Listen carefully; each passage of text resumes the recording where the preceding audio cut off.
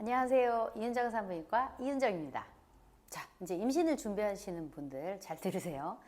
임신을 준비할 때 우리가 보통 백신을 맞죠. 임신했을 때 엄마가 감염되지 않아야 되는 그런 것도 있고요. 또 하나는 엄마가 백신을 맞았을 때 그 항체를 아기한테 태반을 통해서 넘겨줍니다. 그럼 보통 아기가 한 6개월 정도는 아기들이 감기도 잘 안 걸리죠. 별로 안 아파요. 병원 갈 일이 없어요.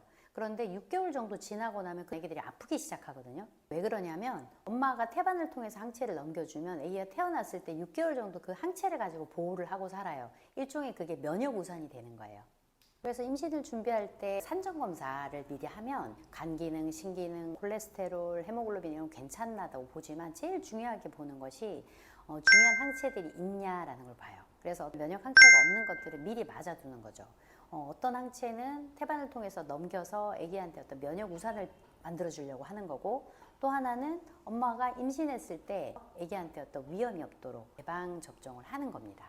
그러면 우리가 미리 챙겨야 될 예방 백신은 어떤 게 있을까요?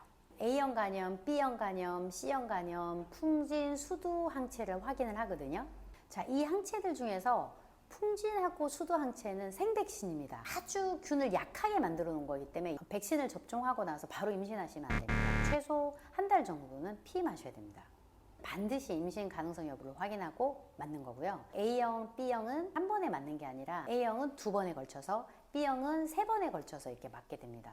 자, 그럼 이제 임신을 했습니다. 그럼 임신이 된 후에도 맞아야 될 백신, 그리고 안전하게 맞을 수 있는 백신이 있습니다. 첫 번째가 인플루엔자, 즉 독감 백신입니다. 임신 주수에 상관없이 매년 10월에서 12월까지 접종합니다. 임산부는 독감 고위험군이고 접종했을 때 태어난 아기가 생후 6개월까지 항체를 가질 수 있게 합니다. 항상 강조하는 것이 특히 초기 임신에서는 고열이 나는 게 굉장히 위험하죠. 임신이 확인되었다, 독감 유행식이다, 그러면 반드시 맞으시는 게 좋습니다. 우리나라는 임산부의 경우에는 임산부 독감 백신을 무료로 배포하고 있기 때문에 그래서 꼭 맞으시기 바랍니다. 두 번째는 T대 백신, 파상풍, 디프테리아, 백일해인데요.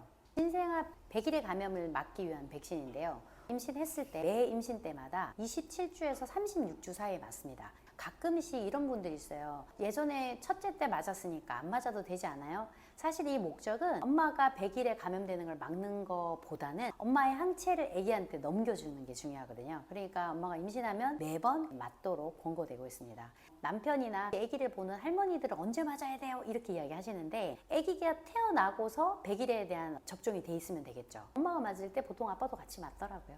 세 번째는 B형 간염 백신입니다. 임신 전에 항체가 없거나 남편이 보균자의 경우는 임신 중에 접종 가능합니다. 특히나 B형 간염 백신은 엄마가 맞았을 때 아기한테도 수직 감염을 막고 항체가 전달이 되거든요. 그런 효과가 있어서 12주를 지나서 맞는 것을 권고하고 있습니다. 네 번째는 A형 간염 백신인데요.